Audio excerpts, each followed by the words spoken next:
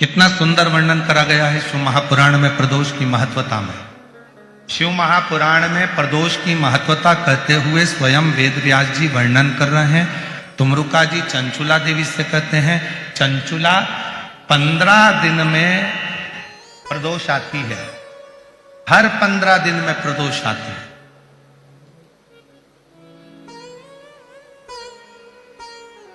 संसार का व्यक्ति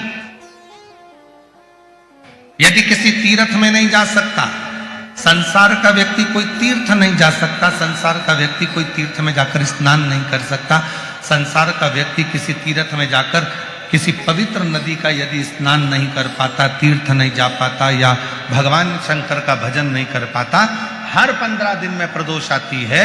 यदि एक प्रदोष को भी वो भूल से भी एक बेलपत्र या जल या चावल का दाना अगर शंकर को प्रदोष काल में समर्पित कर देता है या प्रदोष का व्रत कर लेता है तो उसके 15 दिन तक लगातार उसे तीर्थ का फल प्राप्त होता रहता है। चाहे फिर वो मंदिर जाए ना जाए, देवालय जाए ना जाए, शिवालय जाए ना जाए, तीर्थ जाए ना जाए, ये उसके ऊपर निर्भर करता है। पर एक चावल का दाना भी, एक बेलपत्र भी, एक लोटा जल भी यदि प्रदोष काल में प्रदोष के दिन शिव को समर्पित हो जाता है तो उसका फल जरूर, और एक दिन तक नहीं मिलता, 15 दिन तक लगातार उस फल को प्राप्त हो।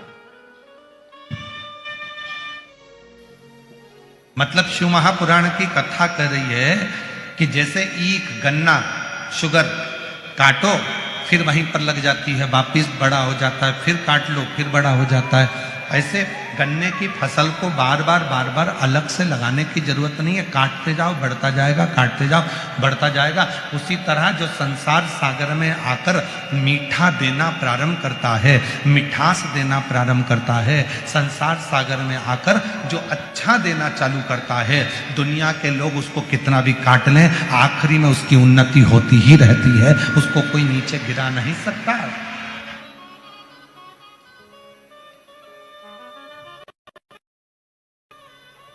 मिठास परोसने वाला, अच्छा देने वाला, अच्छा बोलने वाला, अच्छा करने वाला, चाहे दुनिया के लोग उसको कितना भी नीचा कर दें परंतु वो उन्नति की ओर बढ़ता ही चलेगा।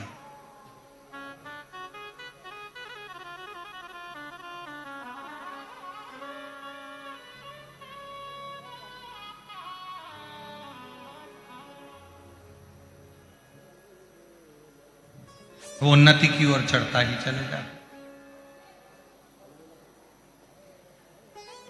एक जगह पर कोई कह रहा था, गुरुजी हमने किसी ट्रक पे पढ़ा था, नेकी कर और जूता खा। हमने किसी ट्रक पे पढ़ा था, कोई बोल रहा था कि हमने ट्रक पे पढ़ा था, कहीं लिखा था कि आज के जमाने में नेकी करो और जूता खाओ, अच्छा करो और ऊपर से अपने कोई अपशब्द लोग कहते। पर हमने कहा ऐसा नहीं होता, लिखने वाले ने भले लिख दिया होगा पर ऐसा नहीं होता। नेकी करने वाला, अच्छा करने वाला जब आगे बढ़ता है, दुनिया के लोग उसको कितना भी धोखा दे दें, दुनिया के लोग उसको कितनी भी तकलीफ दे दें, पर नेकी जिसने कर दी, एक अच्छाई का बीज जिसने बो दिया, उसका तो वृक्ष लगकर ही रहता है, अच्छाई जिंदगी में होकर ही रहती है।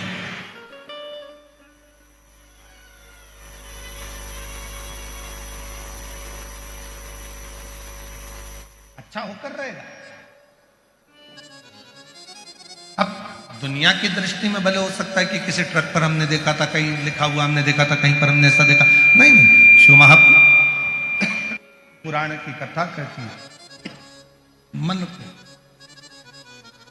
शिव महापुराण की कथा कहती है अपने हृदय को, अपने दिल को बहुत बढ़ाना।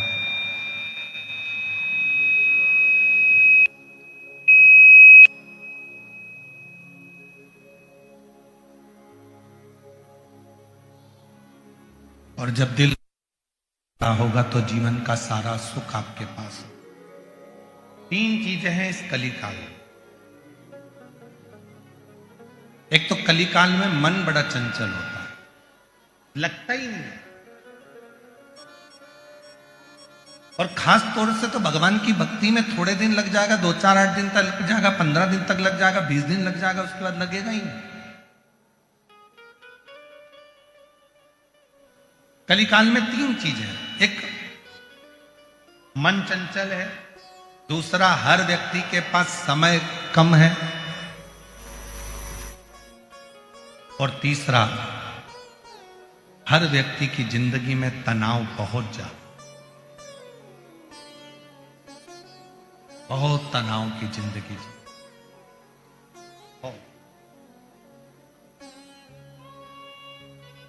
आज के जमाने में छोटे छोटे बच्चे भी कहते मम्मी तुम मुझे परेशान मत करो, मैं बहुत टेंशन में, अभी तो पैदा ही हुआ है, जरा सा है, और मां से कह रहा है कि मुझे टेंशन बहुत है। मां कहती है हमारी उम्र में आओगे तब मालूम पड़ेगा कि टेंशन क्या होता है।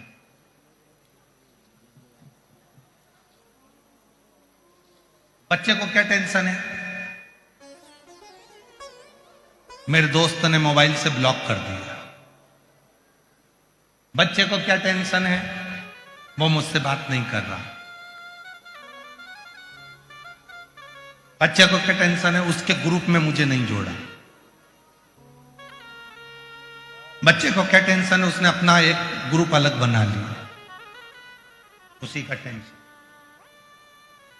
कौन है जिसकी जिंदगी में तनाव नहीं? कलिकाल में समय की कमी, तनाव और मन चंचल, ये 3 चीजें हर व्यक्ति के साथ, प्रत्येक व्यक्ति के साथ ये 3 चीजें हैं। मन चंचल रहेगा, स्थिर नहीं होगा, मन की स्थिरता नहीं, समय की कमी,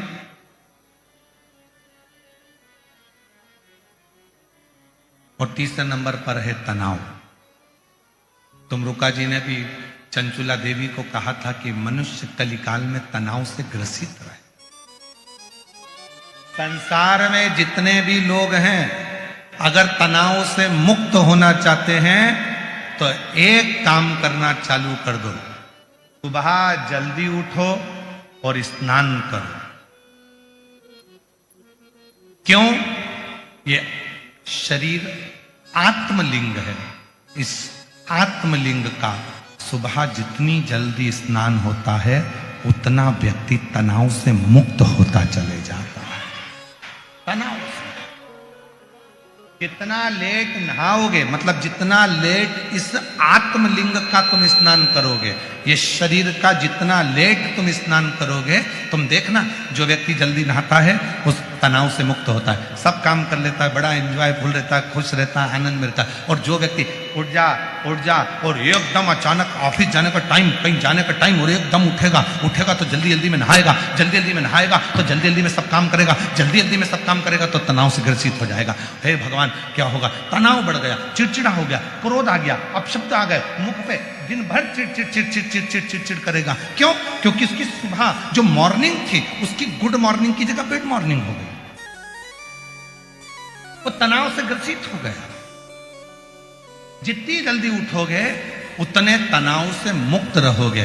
तुम्हारे चेहरे पर गुस्सा नहीं आएगा, चिड़चिड़पन नहीं आएगा, अपशब्द नहीं आएंगे। और जितना लेट उठोगे, एकदम मोबाइल पास में है, नींद आ रही थी, एकदम आंख खोल कर देखा, अरे राम इतनी बज गई, उठा, जल्दी जल्दी उठ कर जल्दी कुल्ला करा, मंजन करा, नहाया, कल तुरती और अंदर से चिड़चिड़ हर चीज में जल्दी जल्दी हो रही थी तो अंदर क्रोध भराता गया। ये आत्मलिंग, ये शरीर है। शिव महापुराण की कथा में तुमरुका जी कर रहे हैं, वेदव्यास जी वर्णन कर रहे हैं कि अगर संसार के लोगों को तनाव से मुक्त होना है तो सुबह जल्दी उठकर स्नान करना प्रारंभ कर लो। तुम्हारा काम और तुम्हारा आनंद तुम्हारी जिंदगी में तुम्हारे सामने प्रकट होने लगेगा, तुम तनाव से मुक्त हो